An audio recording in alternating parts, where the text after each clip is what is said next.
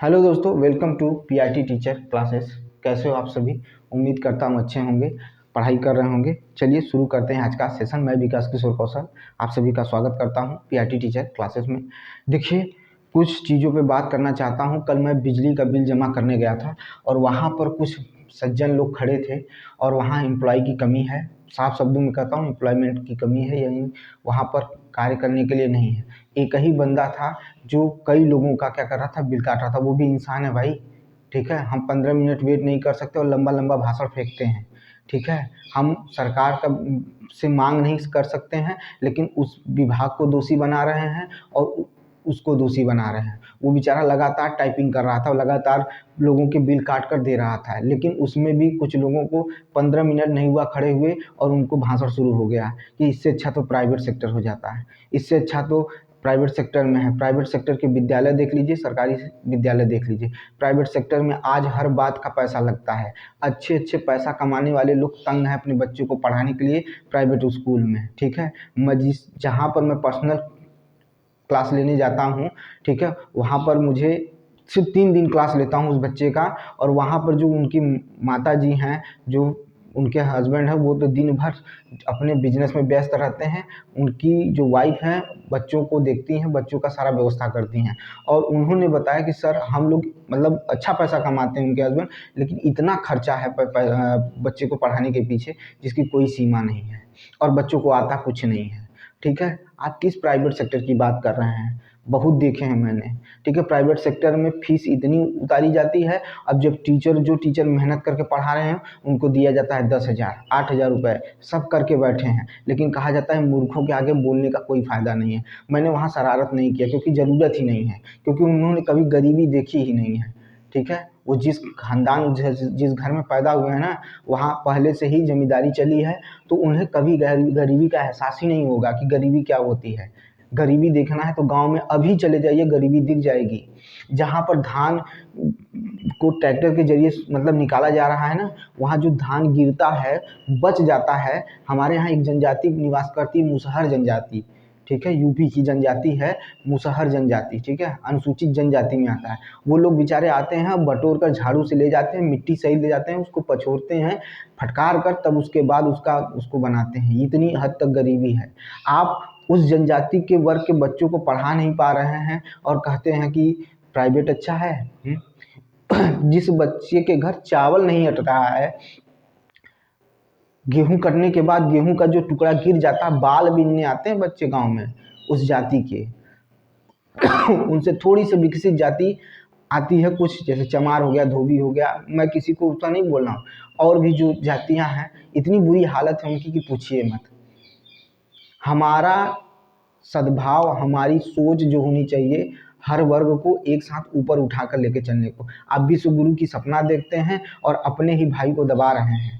अब विश्व गुरु की बात करते हैं, उनके बच्चे प्राइमरी में जाकर पढ़ने की कोशिश करते हैं, कुछ पहुंच पाते हैं, कुछ मजबूरी बस नहीं कर पाते हैं, क्योंकि उनको घर को भी चलाना होता है। माँ बाप के साथ दिन भर खेत में लगे रहते हैं, जब छुट्टी मिलती है तो स्कूल 1-2 दिन चले गए, सारी चीज़ें कर लिए, तब जाकर कुछ उनका पेट भरता है। और बात करते हैं प्राइवेट स्कूल का, वो तबका जो कभी उभर ही नहीं पाया, आप उसको नज़रअंदाज करके सिर्फ एक फ़ायदे की तरफ भाग रहे हैं। सबको आपकी मानसिकता पता है। आप जो वहाँ बक रहे थे ना, सबको उसकी मानसिकता सबको पता है कि आप किस तरफ सोच के लगा रहे हैं, किस तरफ जा रहे हैं, ठीक है। मैंने बहुत जगह देखा है, ठीक है। ऐसे ऐसे प्राइवेट स्कूलों में देखा है जहाँ पर इंटरव्यू देने के बाद सब कुछ अच्छा है, लेकिन तुम्हारे पास कोई सोर्स है, तुम्हारे पास कोई जरिया है जिसके द्वारा हम तुमको रख लें, ठीक है। तुम मेरे जाति के हो कि नहीं हो, बड़ी बात बोल रहा हूँ, वो देखा जा रहा है, ठीक है। नहीं, उठाकर देख लीजिए, 100% आपको देखने को ये मिलेगा, ठीक है। और प्राथमिक ऐसे ऐसे टीचर मतलब क्वालिफाई और एग्ज़ाम दे कर गए हैं ना, कि जिसकी कोई सीमा नहीं है, ठीक है। कभी पा ही नहीं सकता प्राइवेट स्कूल ऐसे टीचरों को, ठीक है। वो पढ़ा रहे हैं, मेहनत कर रहे हैं, लेकिन जो समाज है उन टीचरों के बीच में एक ऐसा टीचर जा रहा है जो मेहनत कर रहा है बच्चों के लिए, लेकिन वो और जो टीचर हैं वो थोड़ा सा उसके कर रहे हैं, लेकिन अगर वो अपने धैर्य को बनाए रख रहे हैं तो उन्हें भी बदल दे रहे हैं और वो भी पढ़ा रहे हैं। और पहले की तरह नहीं है, आज टीचर पढ़ा रहे हैं, मेहनत कर रहे हैं, बच्चों को घर से लेके जा रहे हैं। आप क्या हकीकत जानते हो? कुछ नहीं जानते हो आप, ठीक है। प्राइमरी स्कूल मेरे गांव में है, 1 से लेकर कक्षा 5 तक का स्कूल चलता है, उसमें 1 टीचर है, कहीं कहीं 2 टीचर हैं, ठीक है। आप सुविधा दे नहीं रहे हो और बात करते हो कि प्राइवेट ही अच्छा है। वहाँ एम्प्लॉयमेंट की कमी है, एम्प्लॉय की कमी है बिजली विभाग में। 2 काउंटर बनाओ ना, एक और रखो। पैसा कितना जा रहा है, बहुत पैसा जा रहा है, ठीक है। आप करना नहीं चाहते हो, आपको सिर्फ ठेका देना है, ठीक है। एक वर्ग को ऊपर उठाना है और बाकी को सबको पीछे छोड़ देना है, ठीक है। ये है, ठीक है। तो ये नहीं होने पाएगा, ये नहीं चलेगा।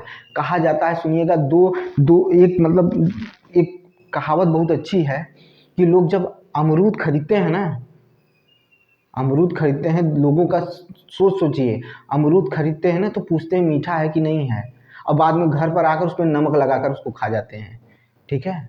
तो ये सोच है, ठीक है। आप किसी एक व्यक्ति के कहने पर, किसी एक धर्म के ठेकेदार को, या कहा जाए कि नेतागिरी में एक के कहने की वजह से आप बोल रहे प्राइवेट अच्छा है। कभी सोचा है आपके पिताजी, मेरे पिताजी उसी प्राइमरी स्कूल से निकल कर आज इतने बड़े बड़े हुए हैं, कई कई तो आईएएस पीसीएस हो गए उसी प्राइमरी स्कूल से निकल कर। क्या बात करते हैं यार आप, ठीक है। समझ है नहीं, बढ़िया कपड़ा पहन लिया, बढ़िया मोबाइल ले ली, बात लिचड़ों जैसी होती है, ठीक है। तो ये चीज़ नहीं चलने वाला है, ठीक है। आप सोचिए, जब उस समय नहीं दबा पाए तो आप आज क्या दबाएंगे। ये चीज़ नहीं चलने देंगे, ठीक है।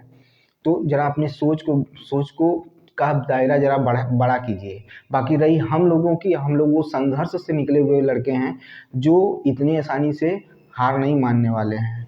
कहा जाता है कि बढ़ा अपने दायरा, बढ़ा अपने षड्यंत्र का दायरा, समझौता इधर से भी नहीं होगा, आत्मसमर्पण भी नहीं होगा, ठीक है। तो ये सब चीज़ें देखिए, आपके अगल बगल देखिए, आज जो आप टीचर बनना चाहते हैं, बनकर क्या परिवर्तन लाना चाहते हैं, इस पर ध्यान दीजिए, ठीक है।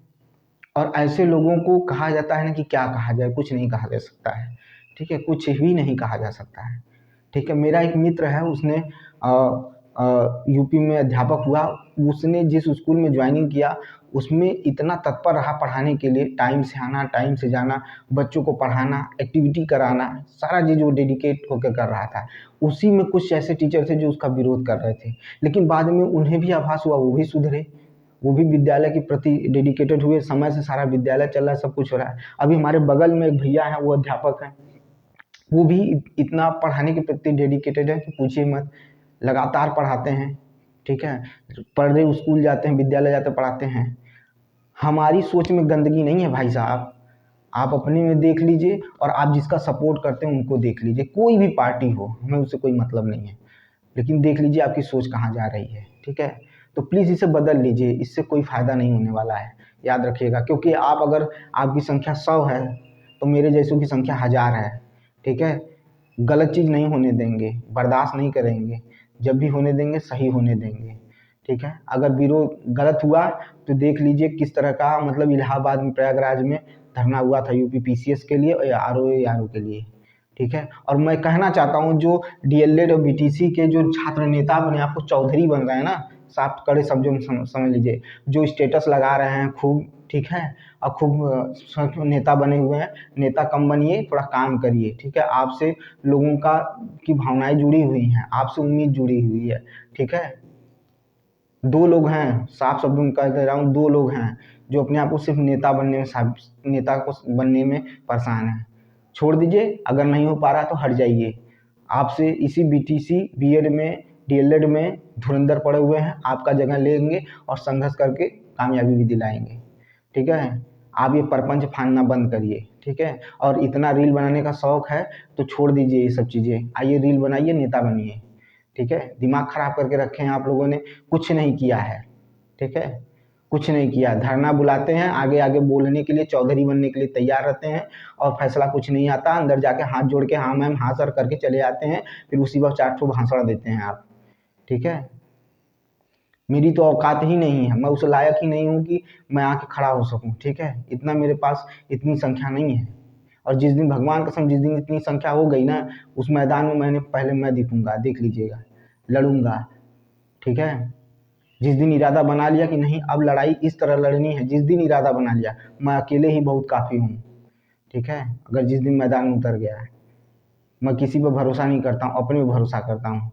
लेकिन मैंने कुछ और काम पकड़े हैं, वो कर रहा हूँ। लेकिन जिस दिन मजबूर हो गया इस काम को छोड़कर और लोगों ने सपोर्ट किया तो खड़ा हो जाऊँगा। ठीक है, तो समझ के रहिए, कुछ करिए। ठीक है, आपसे बहुत उम्मीद है। बेचारे जो बीटीसी बीएड किए हुए हैं यूपी में, वो बहुत उम्मीद लगा के बैठे हुए हैं और आप फोटो खिंचा रहे हो भाई, हद मचा के रखे हो यार। ठीक है, शर्म नहीं आती है, भगवान का नाम लेते हो। ठीक है, और अपने कर्तव्य से पीछे जा रहे हो। ठीक है, सीखना है तो सीखो। आरो यारो में विकलांग लड़की ने क्या क्या मतलब खुल के उसने बोला। ठीक है, वो अपने हक की लड़ाई लड़ रही थी, उसको पता था कि जब मैं नहीं लड़ूंगी तो हमेशा निराशा मिलेगा, और निराशा मिल भी रहा है। बीटीसी डीएलएड वाले बच्चों को निराशा मिल रही है, आप लोग कुछ नहीं कर रहे हैं, खाली जल्द धरना दिया जाएगा, जल्द ये किया जाएगा, वो किया जाएगा। ठीक है, तो थोड़ा सा धैर्य बनाइए और थोड़ा काम करिए और जुटाइए लोगों को। आप नेता हो, आप एक कहते हैं कि एक वर्ग के मुखिया हो आप। ठीक है, तो उसके लिए लड़ना शुरू करिए। अगर जेल जाना पड़े तो जेल जाइए, क्योंकि आपने इसका बेड़ा उठाया है और नहीं उठा पा रहे हैं तो हाथ जोड़ लीजिए, हटिए बाहर, हटिए, दूसरा कोई आकर उसको संभाल लेगा। ठीक है, कह दिए ना, मेरे जो भी बीटीसी बीएलएड भाई हैं कम नहीं हैं आपसे, आपसे अच्छा बोलना जानते हैं, आपसे अच्छा करना जानते हैं। ठीक है, मैं बहुत दिन से देख रहा हूँ, आज बोलने का मौका मिला, बोल दिया। ठीक है, तो चलिए शुरू करते हैं आज के सेशन में। भोजन के घटक भाग 2। भोजन के घटक भाग 2 में देखिए, ध्यान से सुनिएगा। हम लोगों ने क्या किया था, हमने बोला था मुख्य पोषक तत्व जो होते हैं वो कार्बोहाइड्रेट, वसा, प्रोटीन, विटामिन, खनिज लवण, ये सारी चीज़ें पाई जाती हैं मुख्य रूप से। ठीक है, उसी में हमने आगे बढ़कर कार्बोहाइड्रेट के बारे में पढ़ा था। कार्बोहाइड्रेट किस रूप में हमारे भोजन में आता है, तो मंड और स्टार्च के रूप में आता है। फिर हमें मंड की जांच करने के लिए हमने क्या किया था, तो आयोडीन, तनु आयोडीन का प्रयोग किया था, 2 या 3 बूंद डालकर। ठीक है, एक परखनली में खाद्य पदार्थ डालकर उसमें 2 या 3 बूंद आप क्या करेंगे, आयोडीन डालेंगे। तनु आयोडीन डालने से जब उसका कलर नीला या काला पड़ जाता है तो हमें पता चलता है वो क्या है, कार्बोहाइड्रेट है। फिर हमने कार्बोहाइड्रेट के बारे में विस्तृत जानकारी ली थी और फिर बताया था कार्बोहाइड्रेट कितने प्रकार के होते हैं, तो 3 प्रकार के होते हैं, मोनोसेकेराइड, डाइसेकेराइड और क्या होता है, पॉलीसेकेराइड के बारे में हमने बात किया था, ये चर्चा हो चुकी थी। फिर हमने उनका उपयोग भी पढ़ लिया था। ठीक है, हमारे शरीर में कितना रहना चाहिए, कैसे आता है, सारी चीज़ें 50 से 57% कार्बोहाइड्रेट होना चाहिए, वो मिलता भी है हमारे भोजन में। ठीक है, आज हम पढ़ने चल रहे हैं प्रोटीन के बारे में। किसके बारे में पढ़ने चल रहे हैं, प्रोटीन के बारे में। ठीक है, किसके बारे में पढ़ने चल रहे हैं, प्रोटीन के बारे में पढ़ने चल रहे हैं। ठीक है, प्रोटीन के बारे में जानेंगे कि प्रोटीन क्या होता है, उसके बारे में अच्छे से जानकारी लेंगे, फिर आगे की तरफ बढ़ेंगे। ठीक है, फिर आगे की तरफ बढ़ेंगे। देखिए, पहले तो हम समझ लें कि प्रोटीन की जांच कैसे की जाती है, फिर पढ़ेंगे कि प्रोटीन कितने प्रकार के होते हैं।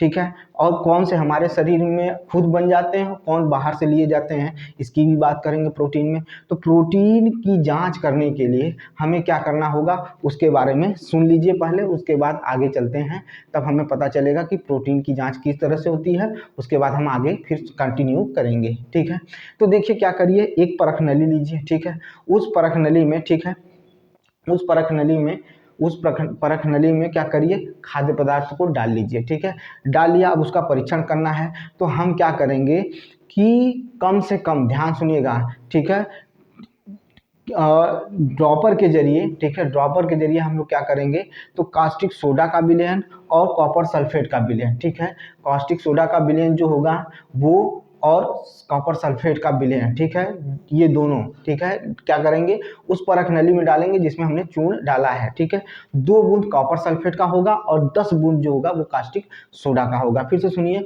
2 बूंद, 2 बूंद, 2 बूंद कॉपर सल्फेट और 10 बूंद कास्टिक सोडा, ये दोनों को डालिए। क्या करिए, डालिए, और फिर उसके बाद उसको क्या करिए, अच्छे से हिलाइए। उसको क्या करिए, अच्छे से हिलाइए। अगर हिलाने के बाद, अगर खाद्य पदार्थ के कलर में परिवर्तन देखने को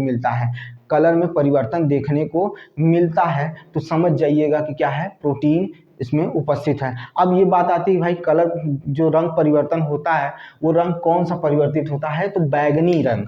ठीक है, अगर हमें बैगनी रंग देखने को मिलता है खाद्य पदार्थों में, तो हम ये निश्चित कर सकते हैं कि उस खाद्य पदार्थ में क्या है, प्रोटीन है। उस खाद्य पदार्थ में क्या है, प्रोटीन है। फिर से सुनिएगा, मैं क्या कह रहा हूँ, मैं ये कह रहा हूँ कि कुछ खाद्य पदार्थ के चूर्ण लीजिए, ठोस अवस्था में हो उसको रगड़ कर चूर्ण बना लीजिए या चूर्ण बना लीजिए, उसको परख नली में डाल लीजिए। फिर उसमें 2 बूंद क्या करिए कॉपर सल्फेट और 10 बूंद कास्टिक सोडा डालकर उसको अच्छे से हिलाइए।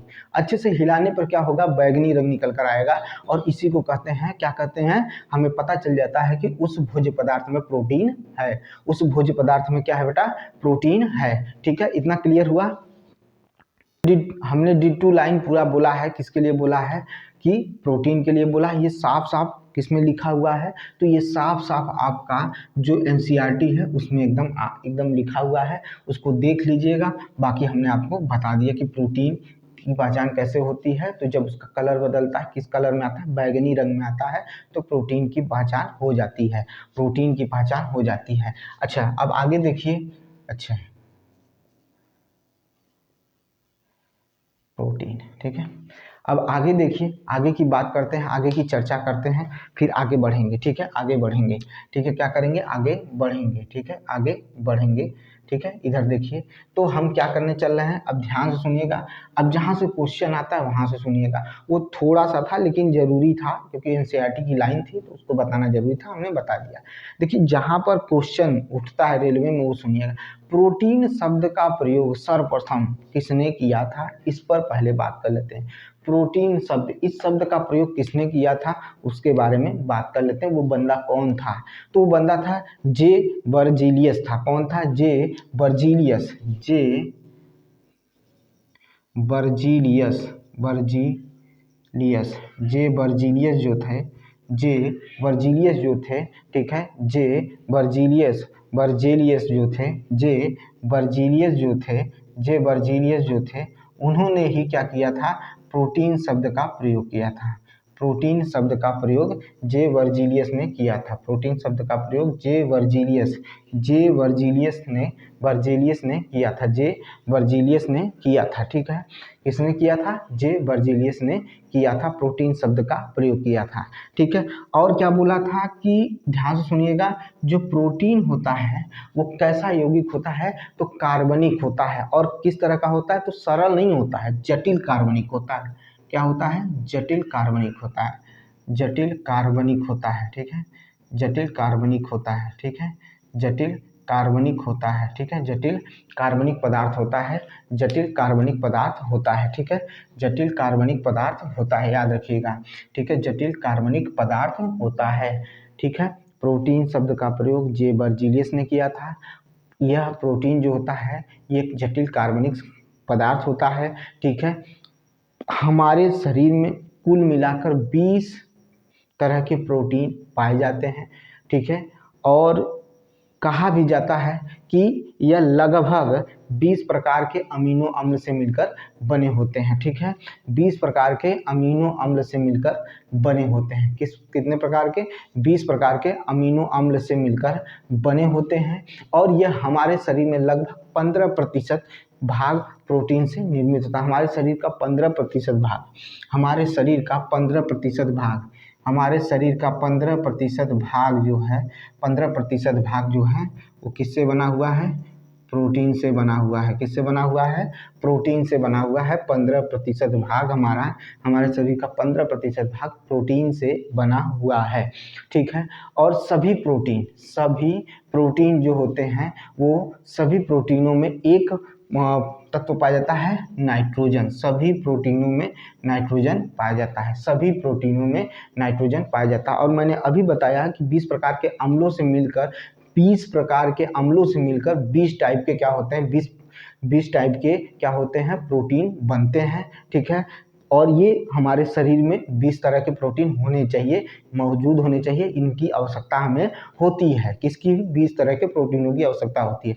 10 का तो संश्लेषण खुद शरीर कर लेता है, 10 का संश्लेषण खुद शरीर कर लेता है, लेकिन 10 जो है वो बाहरी तौर से भोजन के माध्यम से, जल के माध्यम से हम क्या कर लेते हैं, उसको ग्रहण कर लेते हैं या उसको बना लेते हैं। ठीक है, और याद रखिएगा कि शेष जो 10% मैंने बता दिया, सोयाबीन हो गई और दाल हो गई, ये दोनों प्रोटीन के एक मतलब अच्छे स्रोत हैं। इसी में मूंगफली भी होता है, वो भी क्या है, अच्छे मतलब प्रोटीन का एक अच्छा स्रोत है। ठीक है, क्लियर हुआ इतनी बात। फिर मैं बता रहा हूँ कि एक कार्यशील मतलब जो कार्य करने वाली महिला है, भाग दौड़ करने वाली, घर में काम करने वाली, चाहे जो भी है, तो उसको प्रतिदिन 45 ग्राम प्रोटीन लेना चाहिए। 45 ग्राम प्रोटीन लेना चाहिए, ये अति आवश्यक है। ठीक है, तो अब हम प्रोटीन के बारे में लिखाना शुरू कर रहे हैं, ध्यान से देखिएगा, फिर उसके बाद आगे बात करेंगे।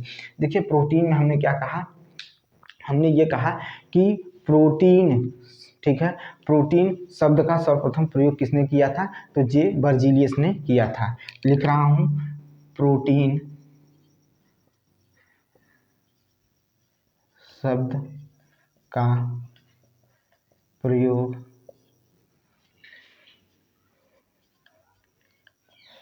सर्वप्रथम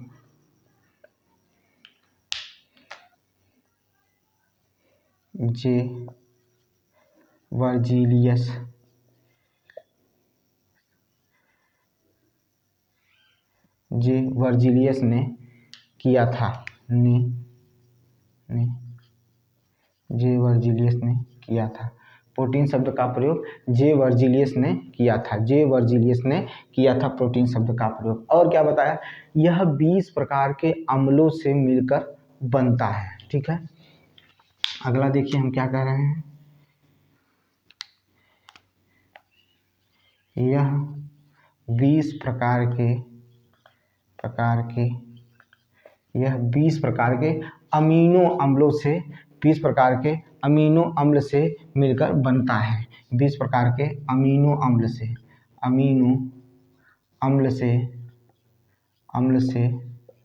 मिलकर बनता है। 20 प्रकार के अमीनो अम्ल से मिलकर बनता है, अर्थात हमारे शरीर में 20 प्रकार के प्रोटीन पाए जाते हैं,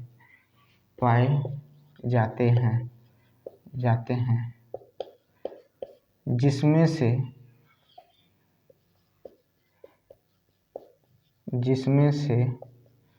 10 प्रकार के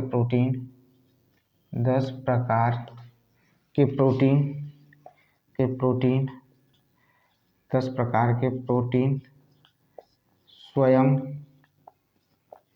शरीर बनाता है तथा 10 प्रकार के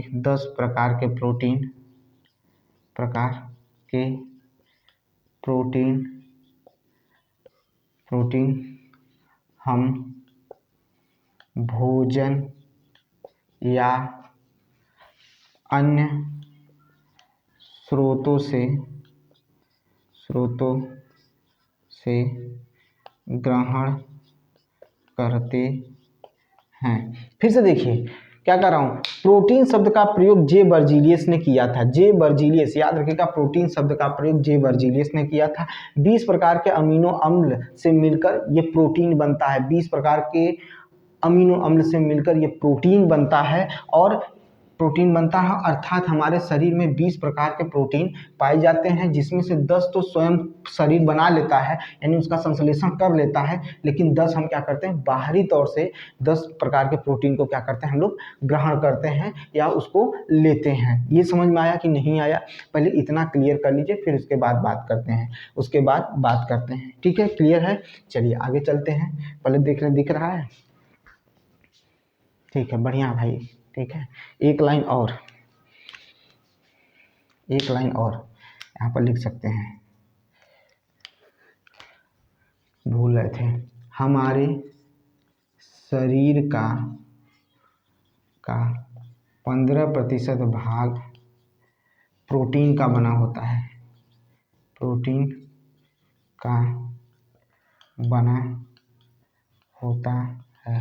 ठीक है, प्रोटीन का बना होता है। किसका बना होता है, प्रोटीन का बना होता है। ठीक है, प्रोटीन का बना होता है। ठीक है, प्रोटीन का बना होता है। ठीक है। जब जानकारी नहीं होती है और कुछ लोग भाषण देते हैं तो अच्छा नहीं लगता है। बात करते हैं प्राइवेट की। बाप दादा BSNL चलाए, बात करते हैं प्राइवेट की। ठीक है। आज जहाँ पहुँचे हैं वो सरकार की ही देन है, सरकारी संपत्ति की ही देन है। ठीक है, ये चीज़ हो गया। आइए चलते हैं।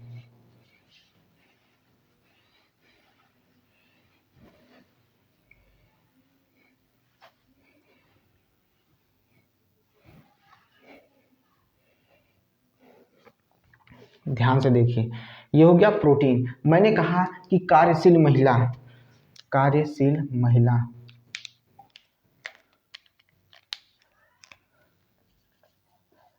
कार्यशील महिलाओं को, महिलाओं को प्रतिदिन 45% प्रोटीन लेना आवश्यक है। प्रोटीन लेना आवश्यक है।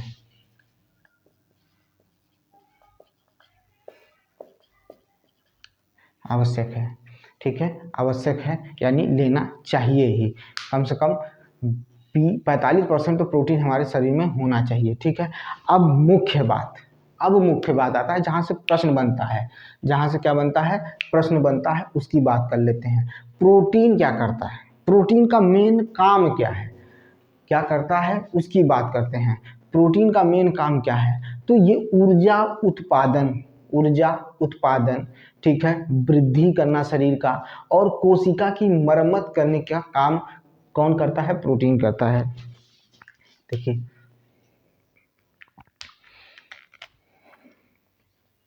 यह शरीर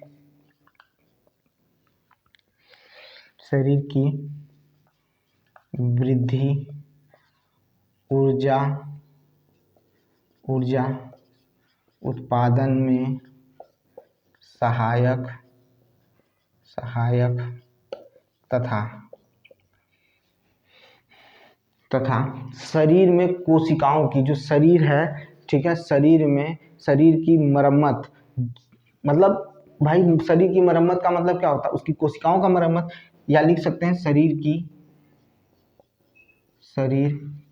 की मरम्मत करने में सहायक होता है।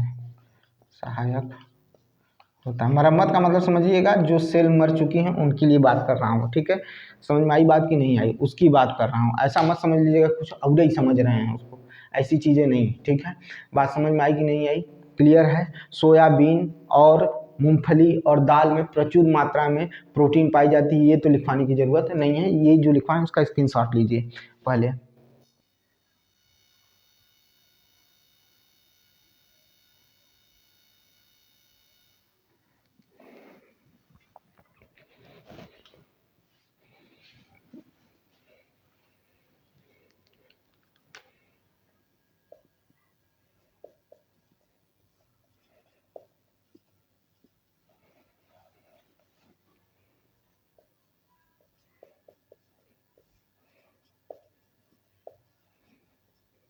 प्रोटीन के प्रकार, यूज ऑफ प्रोटीन,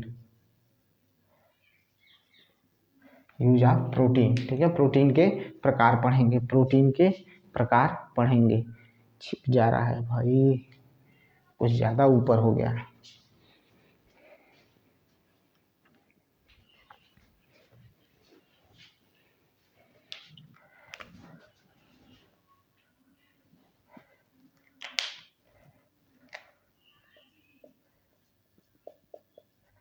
प्रोटीन के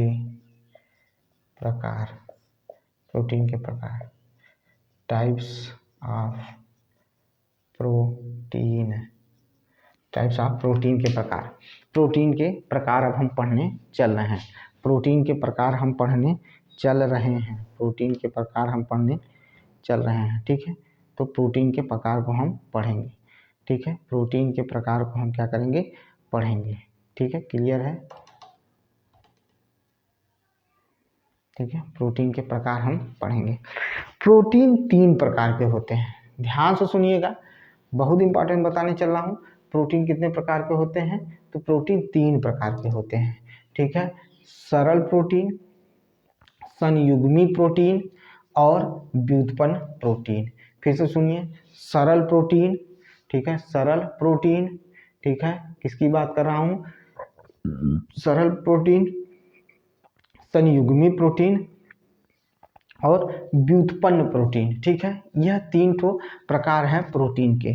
अब सरल प्रोटीन जो सरल अमीनो अम्ल से मिलकर बनते हैं, वे प्रोटीन जो केवल अमीनो अम्ल से मिलकर बनते हैं उन्हें सरल प्रोटीन कहा जाता है। फिर से सुनिए, वो प्रोटीन जो केवल अमीनो अम्ल से मिलकर बनते हैं उन्हें सरल प्रोटीन कहा जाता है, जिसमें आता है, ठीक है, जिसमें आता है ग्लोब्यूलिन्स, क्या आता है? ग्लोब्यूलिन्स आता है, ग्लोब्यूलिन्स आता है, हिस्टोन प्रोटीन आता है, ठीक है, और एल्ब्यूमिन्स आता है। एल्ब्यूमिन्स, थोड़ा सा नाम याद करने में थोड़ी सी दिक्कत होगी, लेकिन याद करिए क्योंकि याद तो करना पड़ेगा। एल्ब्यूमिन्स और ग्लोब्यूलिन्स, एल्ब्यूमिन्स, ग्लोब्यूलिन्स और हिस्टोन प्रोटीन जो होता है वो सरल प्रोटीन में आता है। किस में आता है? सरल प्रोटीन में आता है, ठीक है। तो पहला हम लिखवाने चल रहे हैं सरल प्रोटीन, सरल प्रोटीन, सिंपल प्रोटीन, ठीक है। सरल प्रोटीन यानी सिंपल प्रोटीन, ठीक है।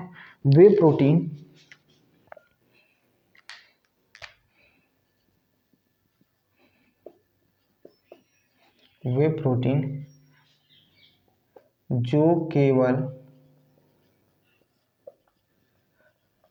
अमीनो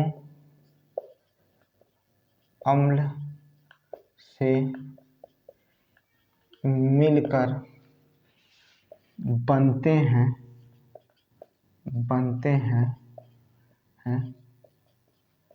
सरल प्रोटीन कहलाते हैं, सरल प्रोटीन कहलाते हैं। क्या कहलाते हैं? सरल प्रोटीन कहलाते हैं। तो हमने क्या क्या उदाहरण बताए थे? तो एल्ब्यूमिन्स, क्या बताए थे?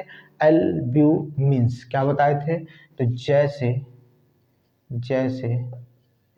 एल्ब्यूमिन्स, एल्ब्यूमिन्स क्या हो जाएगा? एल्ब्यूमिन्स। ग्लोब्यूलिन्स,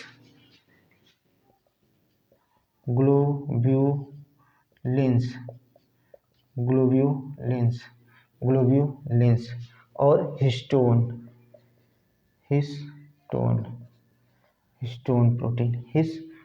प्रोटीन, किसकी बात कर रहा हूँ? हिस्टोन प्रोटीन, ठीक है। क्या होगा? हिस्टोन प्रोटीन, ठीक है, हिस्टोन, इसको आधा स कर लीजिए, हिस्टोन प्रोटीन, ठीक है। ये हो गया आपका सरल प्रोटीन, ये हो गया आपका क्या? सरल प्रोटीन। क्या है?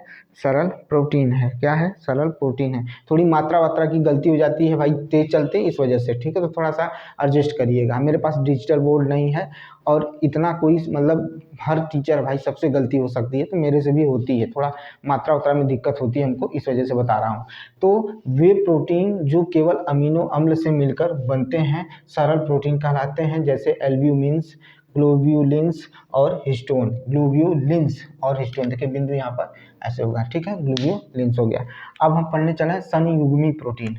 क्या पढ़ने चल रहे हैं? संयुग्मी प्रोटीन। पहले सुन लेंगे फिर उसके बाद उसको लिखेंगे, ठीक है। सुनिएगा, संयुग्मी प्रोटीन वे प्रोटीन, ठीक है, जिनके अणुओं के साथ, ठीक है, समूह भी जुड़े रहते हैं, ठीक है। वे प्रोटीन जिनके अणुओं के साथ समूह भी जुड़े होते हैं, संयुग्मी प्रोटीन कहलाता है। क्या कहलाता है? संयुग्मी प्रोटीन कहलाता है। जैसे क्रोमोप्रोटीन और ग्लाइकोप्रोटीन, क्रोमोप्रोटीन और ग्लाइकोप्रोटीन। क्या इसके बारे में पढ़ने चल रहे हैं? संयुग्मी प्रोटीन के बारे में, संयुग्मी प्रोटीन के बारे में, संयुग्मी प्रोटीन, संयुग्मी प्रोटीन। ऐसा प्रोटीन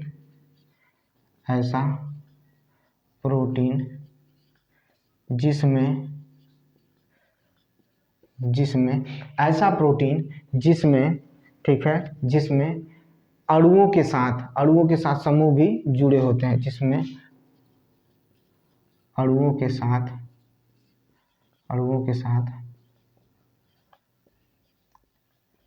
समूह भी जुड़े होते हैं, समूह भी जुड़े होते हैं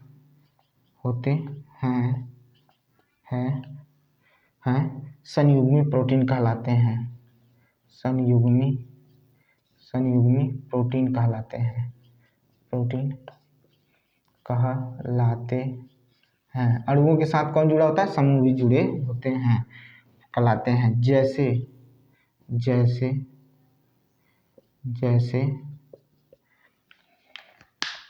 क्रोमोप्रोटीन,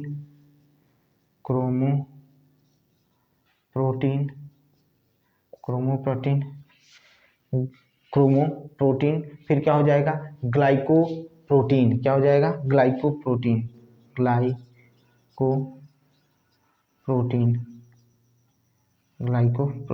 ठीक है, क्या हो जाएगा, ग्लाइकोप्रोटीन, क्रोमोप्रोटीन, ग्लाइकोप्रोटीन, ठीक है। ये सरल प्रोटीन और ये संयुग्मी प्रोटीन। अब इसके बाद पढ़ेंगे व्युत्पन्न प्रोटीन जो केवल अमीनो अम्ल से मिलकर बने होते हैं, सरल प्रोटीन कहते हैं, जैसे एल्ब्यूमिन्स, ग्लोब्यूमिन्स, लिंस और हिस्टोन। उसका संयुग्मी ऐसा प्रोटीन जिसमें अणुओं के साथ समूह जुड़े होते हैं, संयुग्मी प्रोटीन कहलाते हैं। और ये कितने प्रकार के, इनका उदाहरण क्या होता है, तो क्रोमोप्रोटीन, ग्लाइकोप्रोटीन होता है। इतने का स्क्रीनशॉट लीजिए, फिर आगे की तरफ चलते हैं। इतने का फिर लीजिए, फिर आगे की तरफ चलते हैं। ये हो गया। चलिए अब ध्यान से देखिए, यहीं पे लिखवा देते हैं, उदाहरण ऊपर लिखवा देंगे। तीसरा किसकी बात कर रहे हैं, व्युत्पन्न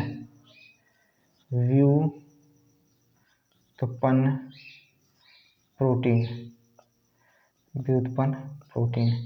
क्या पढ़ने चल रहे हैं, व्युत्पन्न प्रोटीन पढ़ने चल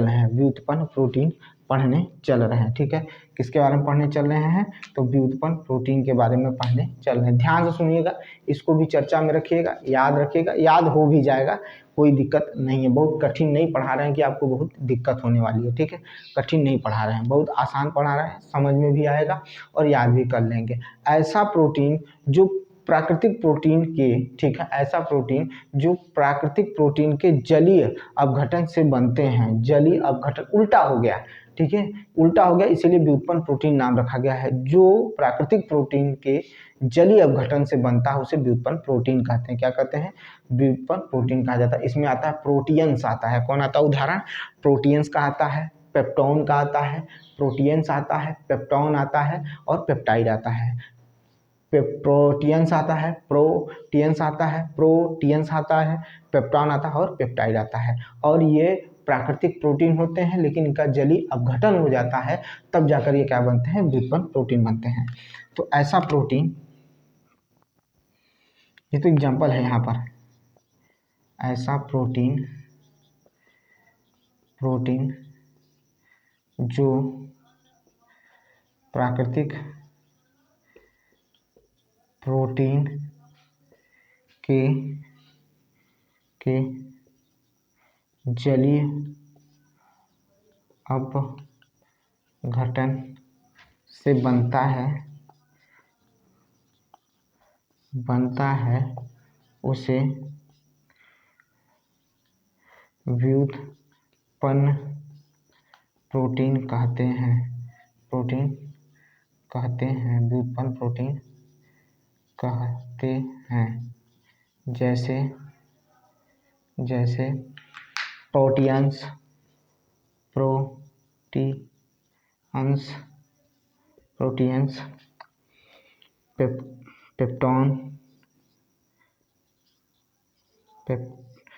पेप्टोन क्या होता है, पेप्टोन होता है, ठीक है, क्या होता है, पेप्टोन होता है, और पेप्टाइड होता है। क्या होता है, पेप्टाइड होता है, पेप्टाइड, ठीक है, देख लीजिए इसको, पेप्टाइड होता है, पेप्टोन होता है, ये जान लीजिए, ठीक है। फिर से दोहरा देता हूँ, फिर से आपको याद करा देता हूँ। सरल प्रोटीन वो प्रोटीन जो केवल अमीनो अम्ल से मिलकर बनते हैं, सरल प्रोटीन कहलाते हैं। एल्ब्यूमिन्स याद रखिए, ग्लोब्यूलिन्स याद रखिए, हिस्टोन याद करिए सरल प्रोटीन में। संयुग्मी प्रोटीन इसमें अणु के साथ साथ समूह भी जुड़े होते हैं, इसी को संयुग्मी प्रोटीन कहते हैं। और वो होते हैं क्रोमोप्रोटीन, ठीक है। उसके बाद ग्लाइकोप्रोटीन होता है। व्युत्पन्न ऐसा प्रोटीन जो प्राकृतिक प्रोटीन के जलीय अपघटन से बनते हैं, प्राकृतिक प्रोटीन के जलीय अपघटन से बनते हैं, उसे क्या कहा जाता है, प्रोटियंस कहा जाता है। पेप्टोन होते हैं इसके उदाहरण, ठीक है। ये क्या है, इसके उदाहरण। अब प्रोटीन का महत्वपूर्ण उपयोग या कार्य देखेंगे, ठीक है। चलिए आइए।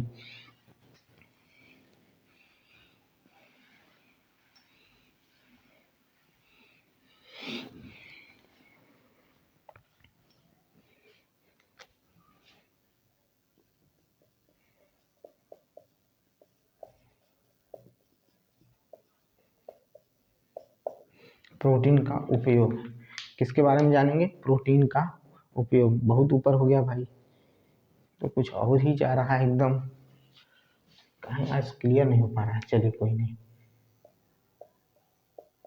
प्रोटीन का उपयोग, प्रोटीन का उपयोग पर डे हमको स्टैंड करना पड़ता है, यानी इसको सेट करना पड़ता है। समझ लीजिए क्या कंडीशन होगी, फिर भी हम इसमें क्या करते हैं, आपको पढ़ाने की कोशिश करते हैं। प्रोटीन का उपयोग, ठीक है।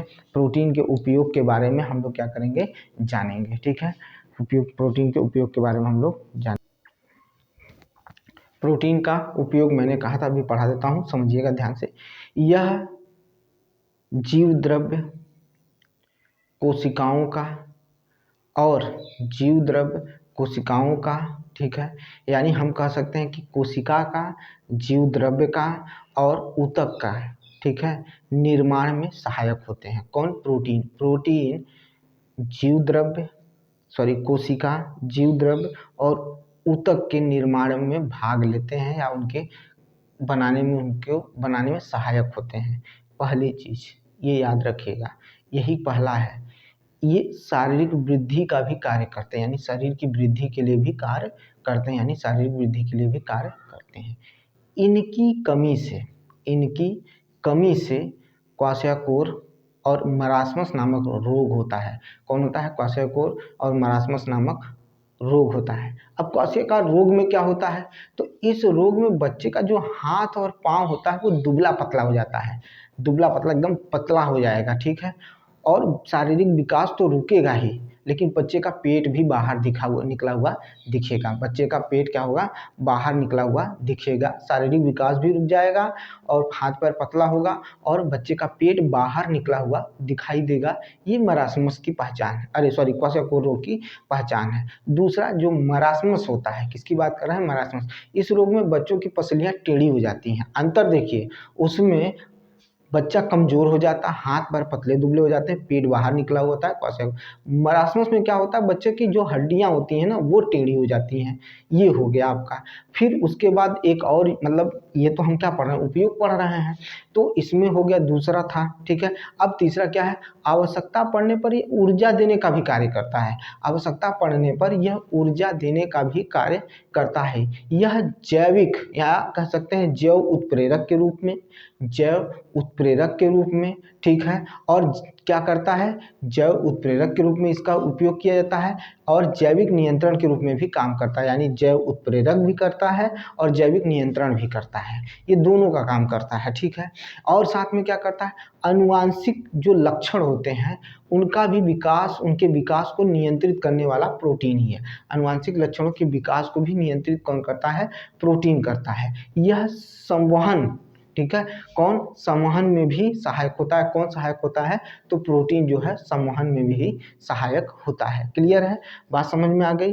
फिर से सुनिएगा, यह हमारे कोशिकाओं को, जीव द्रव्य को, ऊतक को बनाने में सहायक होता है। प्रोटीन जो होता है वो शारीरिक वृद्धि के लिए सहायक होता है। इसकी कमी से क्वाशियाकोर और मरासमस रोग हो जाता है। क्वाशियाकोर में क्या होता है, बच्चों का हाथ पर दुबला पतला हो जाता है, पेट बाहर निकला हुआ दिखाई देता है। जबकि मरासमस में क्या होगा, पसलियाँ या हड्डियाँ क्या होती, टेढ़ी मेढ़ी हो जाती हैं। ये देखने को मिलता है। फिर मैंने बताया कि आवश्यकता पड़ने पर ये ऊर्जा देने का भी कार्य करता है। फिर यह जैव और जैविक नियंत्रण, यानी अगर बात करें तो यह जैव उत्प्रेरक और जैविक नियंत्रण, ठीक है, जैविक क्रियाकय को नियंत्रित भी यही करता है, ठीक है। आनुवांशिक जो लक्षण होते हैं, ठीक है, आनुवांशिक लक्षणों के विकास को भी नियंत्रित करता है। और क्या करता है, तो संवहन में सहायक भी होता है, संवहन में भी सहायक होता है। तो लिखवाते हैं, पहला लिखवाते हैं,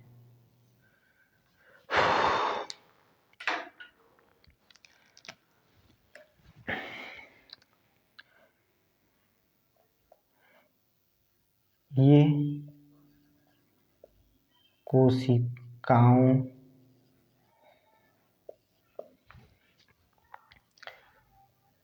जीव द्रव्य तथा ऊतकों के निर्माण में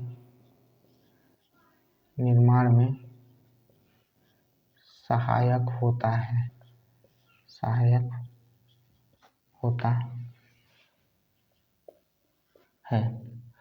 दूसरा,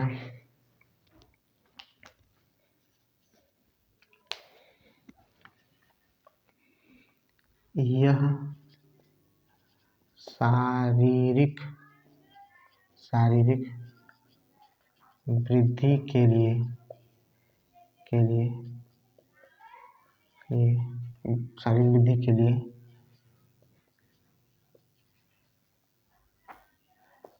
सहायक होता है। यह शारीरिक वृद्धि के लिए सहायक होता है। इसकी कमी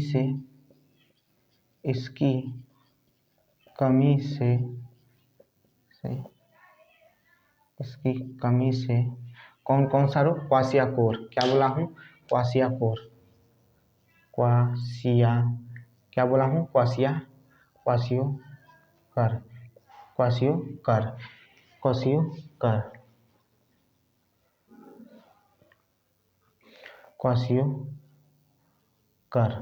ठीक है, क्वाशियोकर तथा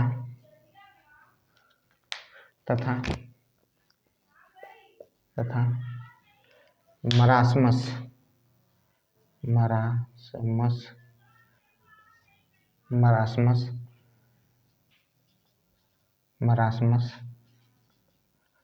इसकी कमी से क्वाशियोकोर और मरासमस रोग होता है।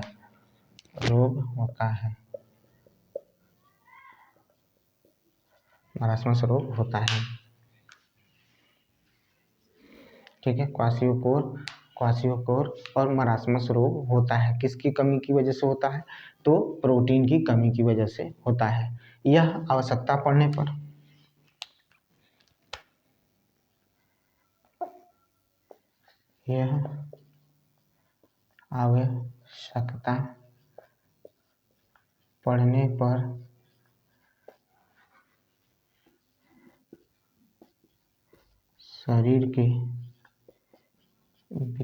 शरीर को ऊर्जा प्रदान करता है, शरीर को ऊर्जा प्रदान करता है। वो शरीर क्या करता है, शरीर को क्या करता है, ऊर्जा प्रदान करता है, ठीक है, शरीर को ऊर्जा प्रदान करता है। ये जैव उत्प्रेरक तथा जैव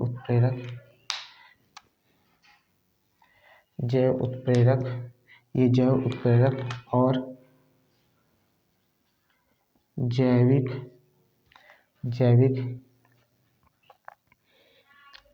क्रिया को नियंत्रित करता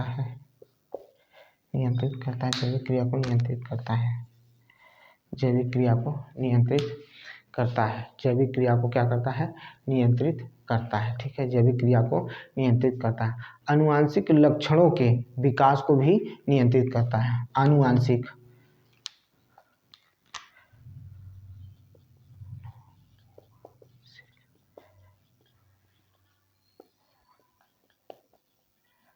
लक्षणों के विकास को भी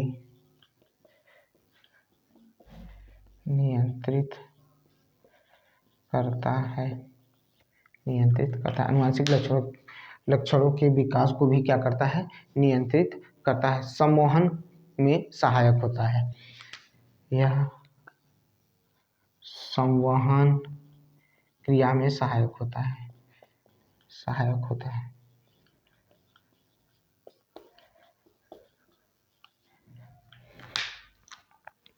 ये हो गया आपका, देख लीजिए, ये देख लीजिए अच्छे से।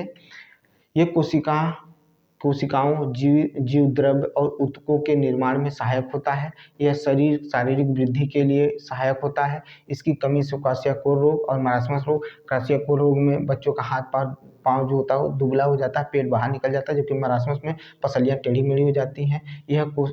यह आवश्यकता पड़ने पर शरीर को ऊर्जा प्रदान करता है, जैव उत्प्रेरक और जैविक क्रिया को नियंत्रित करता है, अनुवांशिक लक्षणों के विकास में भी नियंत्रित करता है, संवहन क्रिया में सहायक होता है। संवहन क्रिया में क्या होता है, सहायक होता है। ये प्रोटीन के काम है, ये क्या है, प्रोटीन के काम है।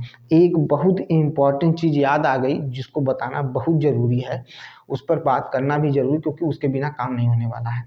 जो कैप्सूल होता है उसका जो बाहरी आवरण देखते हैं, अगर उसको अपने हाथ पर रखकर उसमें पानी भी डाल देंगे तो भी वो गल जाता है। तो जाहिर सी बात, हम उसको निगलते हैं, वो पेट में जाता है और वो गल जाता है।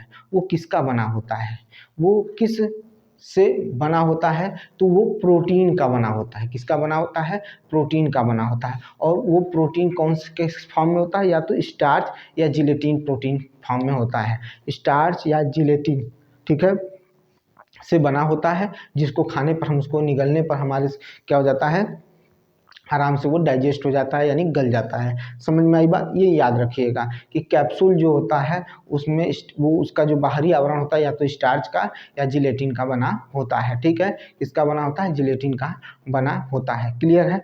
अगर इसमें कोई कन्फ्यूजन है तो ज़रूर बताइएगा, ज़रूर हम उस पर करेंगे चर्चा।